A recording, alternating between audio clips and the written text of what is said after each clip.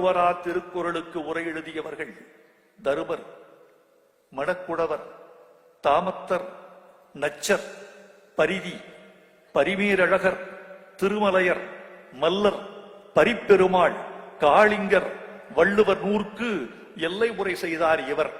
இந்த 10 பேர்களும் கொண்ட பட்டியல் வெண்பா பட்டியலில் இருக்கிறது. 10 பேர். இந்த 10 பேரில் 5 பேர் உரைகள் மட்டுமே கிட்டுகின்றன. 5 பேர் உரைகள் கிட்டவே இல்லை. இந்த 10ல் 5 உரைகளே கிட்டுகின்றன. ஆனால் இன்றைய கணக்கின்படி திருக்குறளுக்கு உரை எழுதியவர்கள் 23 அல்ல, 53 அல்ல, 60 பேர் அல்ல.